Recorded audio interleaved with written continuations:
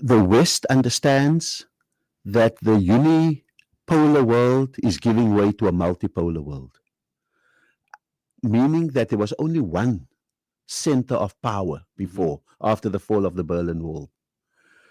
But the West is beginning to understand that they have confused unipolarity with unilateralism. The fact that you are a single power didn't necessarily mean that you can do what you want to unilaterally. So suddenly, South Africa finds itself in the middle of the birth of a multipolar world with BRICS and the G20 leadership that we're taking in December and the global South becoming more organized. And we are transforming the multipolarity into multilateralism. We want to make decisions together. And so South Africa has had to take on that mantle because whether we like it or not, whether we know it or not, and whether we sometimes deserve it or not, we are, as South Africa, a moral superpower. That comes from the way in which we have conducted the anti-apartheid struggle in proportion without extremism, how we've managed the transition with rationality, with compromise, and with empathy. We've managed it, and the first generations of governance under Nelson Mandela and Thabo Mbeki, we were sometimes eccentric, but we were always rational, we were always reasonable, and always focused on our goals. We lost our way, but even when we lost our way, the way in which we fought back against the corrupt, not always as effectively as people wanted it, and the way we accepted the election outcome, the way we moved to a government of national unity continues this idea that we could indeed be a moral superpower. So suddenly, we find ourselves in this troubled and complex world in a United States that is complex, that is fighting back to make America great again, and has elected unprecedentedly Donald Trump to lead that fight, to claw for the United States what belongs to them. So that's the dangerous and difficult world that I think surrounds this appointment. Do you think when you use the word moral superpower, that people maybe need to understand where our morality sometimes comes from is the fact, as you've pointed out, we admit to our mistakes. I don't find many other governments, many other countries in the world, we will go on an international platform and say, yes, we have got corrupt people in our government. I don't see many other people doing that kind of thing. I think the role of government is often to double down on their mistakes, to deny the mistakes. Because in politics, admitting guilt is weakness. I think somehow South Africa manages to turn it into a strength. The ANC loses the election, but the strength that comes out of it is there's a government of national unity. We have corruption, but the strength that comes out of it is that we have a commission of inquiry that starts to finger, and sometimes we are weak in enforcing, but the fact of the matter is no one denies that there was corruption. We don't cloak it in lobbying and all of those kind of things. It's there for everyone to see.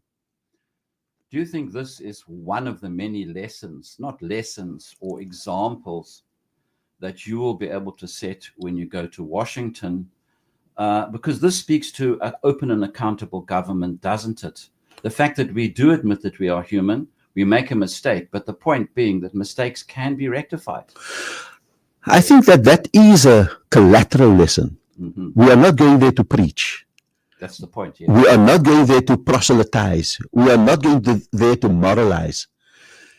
In this case, our weakness means that we are not on a bully pulpit where we can preach to everyone.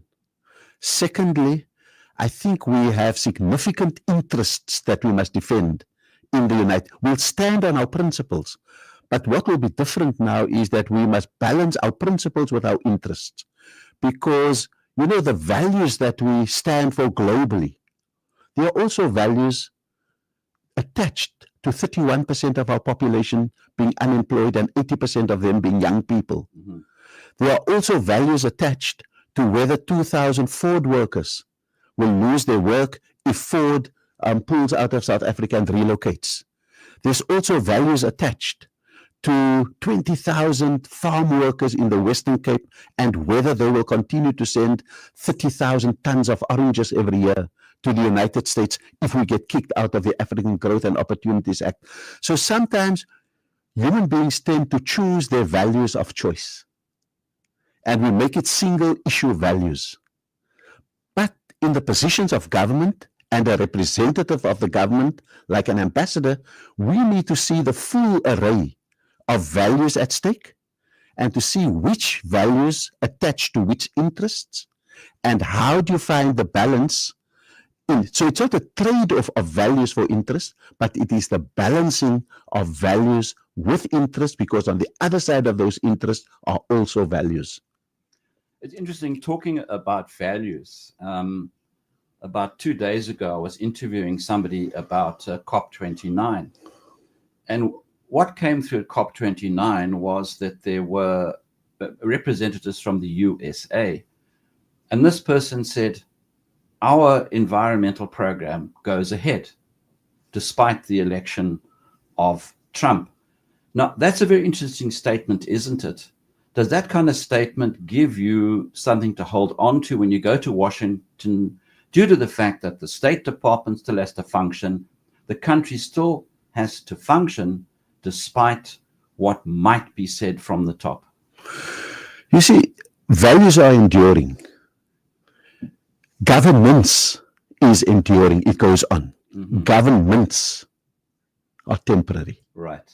Nelson Mandela famously said that what the South African Constitution is meant to do is to make sure that it is not changeable at the whim of temporary majorities.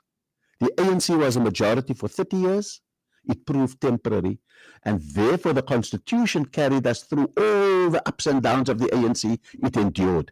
In the same way, Donald Trump, like Barack Obama, like Biden, they are memory sticks. They get plugged into the computer. What you have to watch for and speak to is the hard drive. Mm-hmm. That stays despite what is plugged in. And so for me, I speak both to the memory stick, because the memory stick sets the tone, but I speak to the hard drive. And that's where South Africa has an advantage. Ordinary citizens in the United States look to South Africa as an example. If you are African American, South Africa is in your memory as one of the heroic struggles against racism. If you are Muslim in America, you go to Mecca for your Hajj, but your spiritual, social Mecca is South Africa, because that's the level of integration and comfort that they want.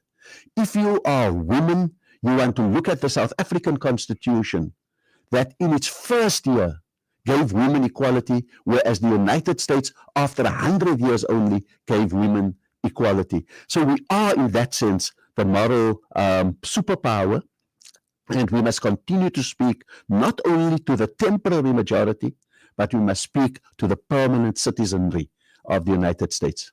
100%. It's 12:20 on NewsBeat. We're going to take a quick break. And of course, it's a special today. We're talking to Ambassador Ebrahim Rasool. Technically, I should be calling him His Excellency, but we're going to take the break. And then after the break, His Excellency, Ambassador Ebrahim Rasool, will be addressing us. Ya Allah lana bi shahada. Yeah.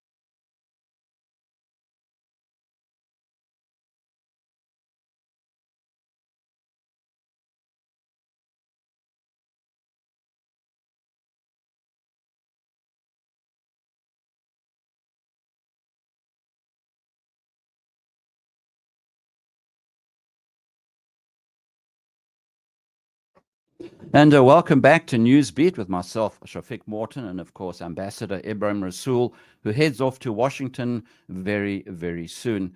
And on today's program, we're discussing some of the issues that the ambassador will face and also trying to inform ourselves of where South Africa stands in all of this. And of course, we are not in as a bad space as many people like to think we are.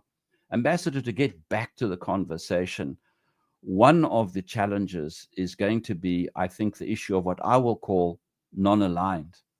I'm sure you're going to have to explain to the American audience, American public, American members of Congress and Senate that South Africa being non aligned doesn't mean we can't have friends, and it doesn't mean we can't have an opinion on something. But at the same time, friends should be allowed to disagree on certain issues. You see, when South Africa says it is non aligned, it does not mean it is morally neutral. Mm-hmm. We are not a Switzerland um, where we take anyone's money, whatever the origin of that money is. We're not a Switzerland that says we will not extradite anyone Mm. because we are morally and we stand on values. But when we say we are non aligned, non alignment is the precondition for conflict resolution. And conflict resolution is the precondition for peacemaking. Mm-hmm. And so, what we have in the Middle East, for example, is a completely aligned superpower who says, we'll give you everything you need to fight back and to do what you must, but we will also then negotiate the terms of the conflict resolution, the ceasefire, Mm-hmm. and we will negotiate the terms of the peacemaking, how it ends. And so alignment is, in that case, the death of peacemaking. And so what South Africa says is, when we are non-aligned between Russia and Ukraine, we say, let us bring our conflict resolution and peacemaking capability to that situation and find an equitable, in the same way we found an equitable solution to ourselves. We didn't exterminate any people to Mm-hmm. establish our peace. We, in fact, embraced those who oppressed us.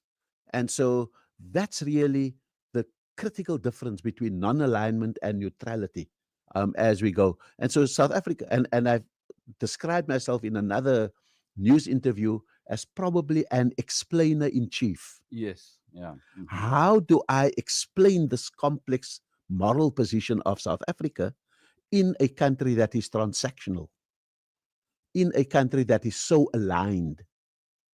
And so I need to be able to do two things on the political and geopolitical level: be an explainer, and on the economic diplomacy, be a transactor in chief, Mm-hmm. a deal maker, and make sure that the one does not fall out of alignment with the other, and make sure that the one doesn't overwhelm the other, so that we use the megaphone on our values so loudly that it drowns out the deal that has to be made to keep food on the table for millions in South Africa.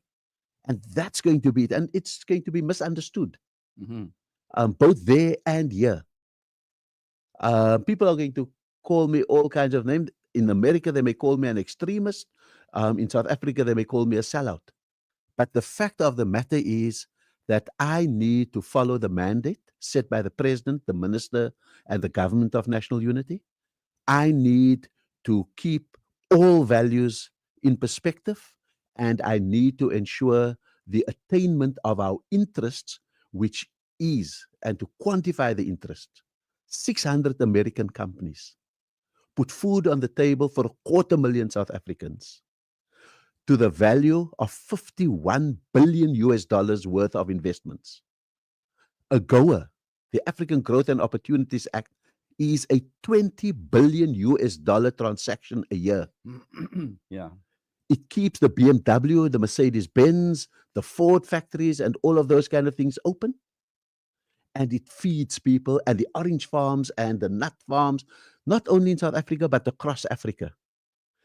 If we lose that, Congo can't send rubber. DRC can't send rubber to make tires to export on cars to the USA. So I think the craft of diplomacy is to keep all your values in check, balance your values with your interests, make sure that you use the megaphone less, and that you use the art of persuasion a lot more. So inshallah, that's really the world we're in. And of course, the whole AGOA agreement, do you think the critical part of this is making American public representatives aware of these dynamics? And it's not that South Africa is going with a begging bowl in hand. I really hate that comparison. The fact is that it's a scenario where not South Africa, but Africa stands to benefit. And at the same time, it's mutually beneficial to United States industry as well, because if there are no tariffs, it means that they are also going to benefit from lower prices. Shafiq, the right word that you've used is mutually beneficial. We are not there to beg. We are there to enter Trump's language of transactionalism. For example, South Africa and Africa, all the critical minerals that is required for the technologies that are going. There is no cell phone that works without critical metals from Africa. There's no computer that works without it. There is no electric battery that works without it. There's no electric car that drives without it.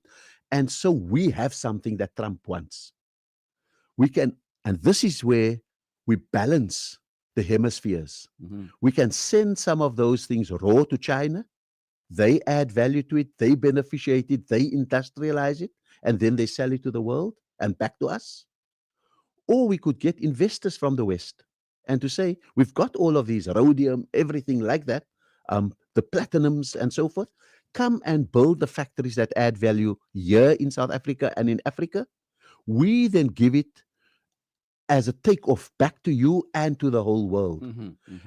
But the jobs are created here in South Africa. So that's the kind of transactional language we've got to use, because the United States has technologies and know-how that we require. We have raw materials that require industrialization here. So we want to go up the value chain. And I think there's a match to be made. And let me add this last statistic in.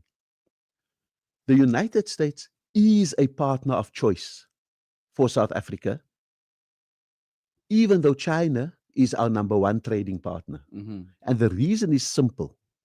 70% of what we export to the United States is manufactured. It's cars. It's even medical nuclear isotopes. 80% of what we export to China, it's raw. The United States export, it's job rich. The Chinese one is extractive. And so that's the proposition we've got to go and make, not only to the United States, but to the West. So we are not trading off hemispheres because it will be suicidal. We need both. But if the one is shy and over conditional, we have no choice but to send the raw materials to the East and let them then sell it back to the United States. Do you think also part of your brief will be to unravel the idea of BRICS to the Northern Hemisphere, the so-called, the cliche, the rise of the global South? And people put it in the terms of a conflict. The global South is in conflict with the global North, which we know is actually not the reality. It's only the perception. Is that also going to be part of the complexities that you're going to have to deal with? I don't think it is about unraveling BRICS. BRICS is a necessary coalition of emerging markets, developing economies, who need to come together because we are squeezed in the World Trade Organization. We are squeezed in these bilateral negotiations that we're having. We are squeezed. And so we're coming together to say, how can we strengthen our capacities? But we know, and this is what South Africa has historically done, we know that when we speak in BRICS, we speak economics and we speak interests. Mm-hmm. But when we want to speak values, we pull together IPSA, India, Brazil, and South Africa, because then we are emerging democracies, Mm-hmm. we are human rights orientated organizations, we are freedom based societies, and therefore we speak a different language when we are there. So we understand, on the one hand, where our values align and where our interests align. And so BRICS is a necessary counterpoint to the hegemony and the dominance of NATO and the West, Mm-hmm. Mm-hmm. because we are emerging markets. And if we don't have a BRICS, who pushes back that the demand is on us to use the sun and the wind to get our energy while they burn coal and nuclear um, in the West? We need to aggregate strengths and capacities. And so we're not about unraveling, but rebalancing the relationship, because, as I said, the United States remains an economy of choice for us to do business with. But we'll have to explain all of these complexities. And finally, the point is, on December 1 this year, Mm-hmm. President Ramaphosa takes over the presidency of the G20 from Brazil. Yeah, you just preempted my next question, so I'm quite happy you So mentioned ask your next question, because It's to do with the G20, and of course, I just want you just to explain to us how important, how critical this is, the transition of President Cyril Ramaphosa to be chair of the G20. so the G20 emerged in the aftermath of the 2007-2008 meltdown Mm-hmm. um, in the global economy. And this was the mechanism to hold the world together while the economies were sinking across the world. And so South Africa was invited to the G20 as a proxy for Africa.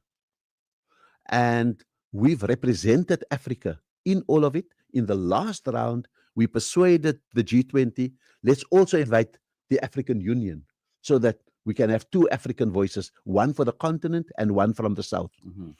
So we've now had a situation where for the last 4 years, the leadership of the G20 has been in the hands of the global South: Indonesia, India, Brazil, and now South Africa.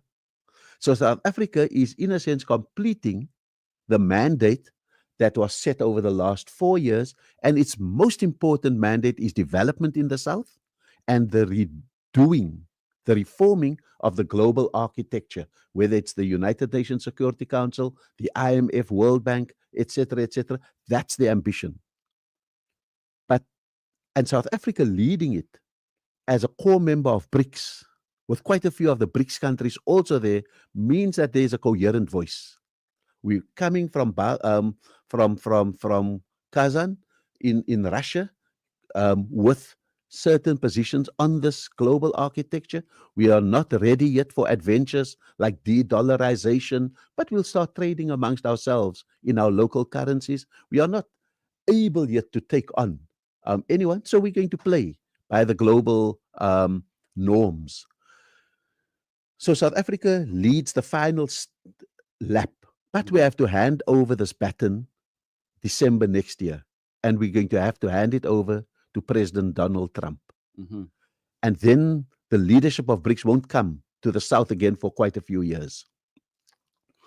But we are committed to making the best of our BRICS leadership. The president is capable of doing that. And we are committed to seamlessly handing over to President Trump at the end of our term. And so hopefully we will use the G20 to create a consensus rather than a conflict about what will save the world. And in that regard, I believe that President Trump has a desire to end unnecessary conflicts. He's made that quite clear, hasn't he? I think that that's what we are holding on. Mm-hmm. It may, I'm not pronouncing on how favorably he will end it. I think that the threat of ending it means that someone like Prime Minister Netanyahu may interpret it as, I better finish the job before the 20th of January when Trump takes over. Mm-hmm. I think, on the other hand, President Zelensky may have to say, okay, what land will Russia have of us, and are we willing to live without that land by the 20th of January when Trump takes over. So, in that regard, I think the ending of the hot wars may still leave us with a Cold War, may leave us with a lingering sense of injustice, but I think the world cannot bear a disruption to the value chains and the supply lines that we need to feed our people. 100%. And it's time for a quick break on NewsBeat. Of course, our special guest, Ambassador Ebrahim Rasool, about to go back to Washington. He served there in 2010 and 2015. We're going to do some market things. And when we come back, we'll enter the last lap with Ambassador Ebrahim Rasool and looking forward to what's going to be happening in the next 5 years.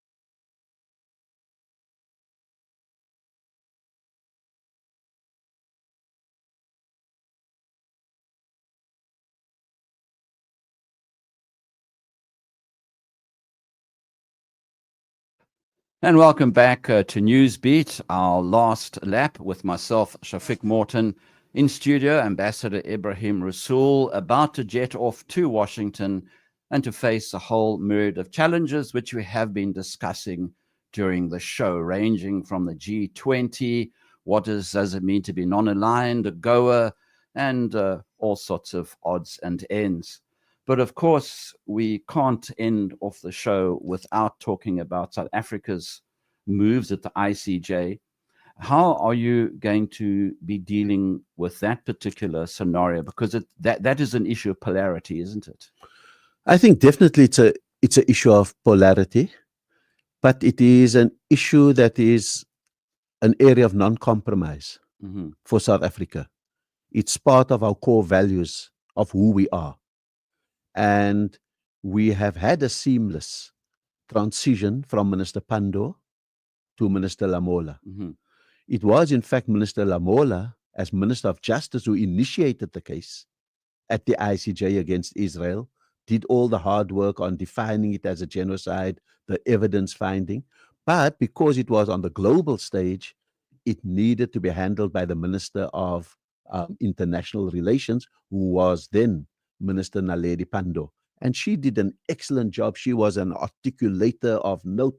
She was able to really persuade the world and capture the imagination of ordinary citizens, whether in the Arab streets, whether in the campuses of the West, whether in the townships of South Africa. Mm-hmm. She was able to drive it because underneath was a strong undergirding of legal excellence. And it was that orchestra conducted by Minister Lamola as Minister of Justice that really won the case in the ICJ. So what happened when Minister Naledi Pandor's term came to an end, what the president did was to elevate Lamola from Justice Minister to International Relations Minister. And he's continued with the work because just a few days ago, we handed over our memorial That's right. Yes. to the ICJ, which is the basis of evidence that the ICJ must now deal with. So I think the case will go quiet while the legal teams pour through the reams of paper, the evidence, test it, and all of those. And then possibly in a few months to a year, the ICJ will have to come back and pronounce on the guilt or otherwise of Israel in relation to the charge of genocide. So it's very interesting also that just ahead of announcing that the president has appointed me as ambassador to Washington, Mm-hmm. he basically dealt with the issue of the ICJ and said, we have handed in our memorial. We are prosecuting this case. Don't misrepresent our case. And I think he was referring to the allegation that Iran was paying for our legal case at the ICJ. He dismissed it out of hand and basically put that very strongly on the table and then concluded his press briefing by saying, we are now sending Ambassador Ebrahim Rasool to Washington.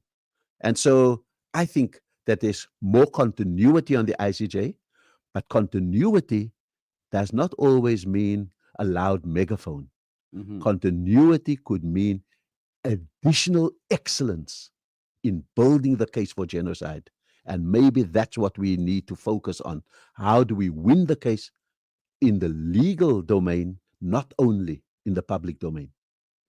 And of course, when you go to the United States, I wouldn't have to tell you that the US itself is changing demographically. You've noted that in the past.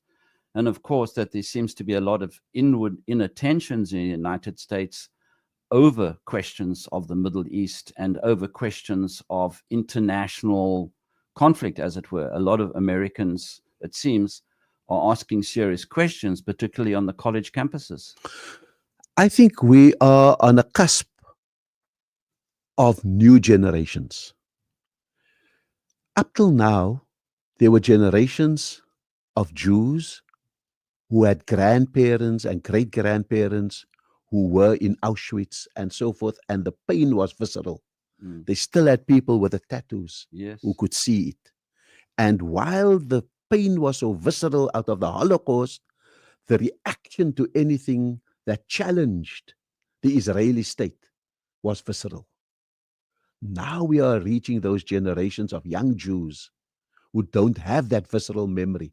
The grandmothers, the great grandparents have passed on. It's now in the textbooks, not in the family. And they are a lot more open to objectivity. In the same way, there are generations of people in the West and in the North where the guilt of Auschwitz, the guilt of the Holocaust is no more visceral. I don't share the guilt with my grandparent who sat by while the Jews were gassed. And so they say, no, that was them. We are new. We can now make up our facts. So the one operated by fear, the other one by guilt, and the complicity of guilt and fear coming together was a free pass of impunity to the Israeli state. And I think that's the major change. And we have to speak a language to those new generations and not re-fear them. You see, sometimes our outrage at what they are doing can be so pronounced that we re-fear, and we do a better job of reminding them of a Holocaust than what any textbook and any sermon in a shul can do. And I think that's the ability that we must develop to speak to those tensions. And of course, I'm sure you'd agree, my final question as an ambassador, as a South African, we are probably more accustomed to dealing with these kind of issues than other parts of the world due to the fact that we had to deal with apartheid. Wallahi, we don't know how free we are. Here, the president can walk there and you can insult him and he'll walk on, smile at you. That's not the case all over the world. The ability to march like we want to, check that against Germany today. The ability to wear what you want to, check that against what happens on campuses elsewhere in the world. And so South Africa has a special burden.